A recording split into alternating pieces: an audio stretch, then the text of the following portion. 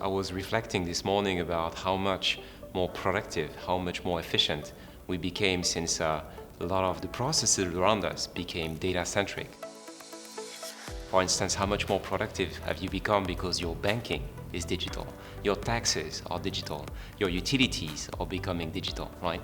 And I think the pandemic also helped us realize how important that is. And as we see in our sectors, in the infrastructure sectors, there is that big pressure for the talent, all the projects, all the climate change is also putting a lot of pressure on the environment and the infrastructure. So there's a lot of work to be done, and there's not enough people to do that work. So it's even more important to gain that productivity, that efficiency, and I believe data centricity is the only way to get there. Unlocking that data, making it available, letting it flow is really what it takes to become data-centric. And for the infrastructure sector, a lot of that data is trapped in files, it's trapped in models, in drawings that are usually printed on paper. So that transformation around data centricity is really about making all of those models, all of those plans, all of those observations about the infrastructure becoming available using APIs in databases, letting it flow so that we can really leverage it and make the best use of it.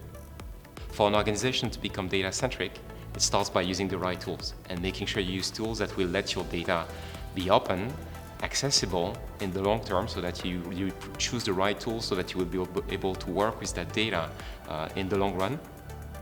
And at Bentley, we spend a lot of time improving our tools so that they are facilitating this data centricity.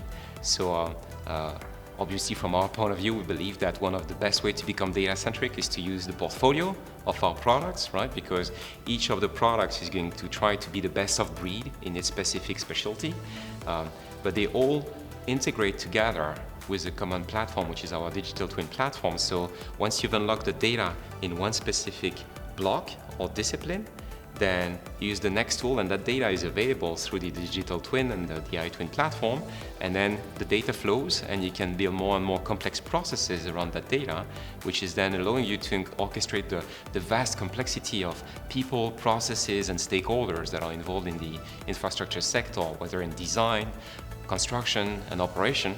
And then using all of those tools enables you to become data-centric progressively. It's a journey, right? I mean, it's not like I'm not data-centric and suddenly I am, right? It's various level of maturity across the data-centricity journey.